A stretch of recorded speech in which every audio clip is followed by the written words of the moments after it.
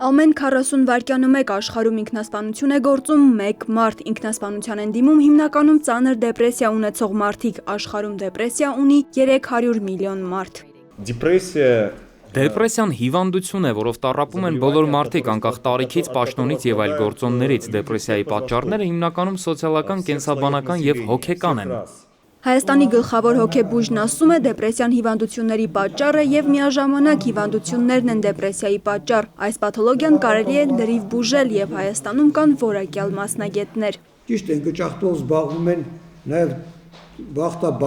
բացողները, եսի մոմ թափողները, բոլորը զբաղվում են կամունիլ են, բայց մասնագետների դիմողների թիվը ցավոք քիչ է։ Մարդկանց 75%-ը չի դիմում բժշկի, դիմում են միայն ծայրահեղ դեպքերում, սովորաբար ինքնասպանության փորձից հետո, եւ այդ ժամանակ հոսպիտալացվում են հակառակ իրենց կամքի։ Անցած մի քանի տարիներում մենք ունեցանք դեպքեր, երբ ընկճախտով հիվանդը կատարել էր սպանություններ եւ իրեն էր սպանել, երեխաներին եւ իրեն էր սպանել։ Եվ դա չէր լինի, եթե հավանաբար նրա կողքի հարազատները, բարեկամները, ընկերները, գործընկերները, որ դա չէ որ աշխատում էր,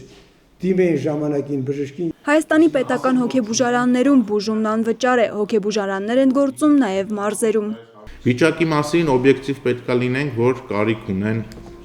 արդիականացման, բայց այնուամենայնիվ կան մասնագետները կան, այսինքն դիմելուն դա խոչընդոտ չի կարող հանդիսանալ։ Դեպրեսիայի ախտանիշներից են ինքնամեկուսացումը, ալկոհոլի չարաշահումը, ինքնագնահատականի եւ աշխատունակության անկումը, առաջին եւ ամենաարդյունավետ օգնությունը խոսելն է։ Եկ խոսենքը առողջապահության համաշխարհային օրվա կարգախոսը։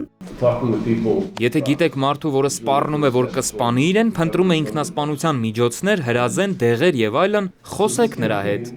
Ինքնասպանության մասին հարցնելն ըստ մասնագետների չի դրդում ինքնասպանության, խոսելով այդ մասին կարելի է մեղմել տագնապն ու հետ պահել ծայրահեղ քայլերից։ Անի Ավետյան, Անդրանիկ Արթենյան, ժամը լրատվական։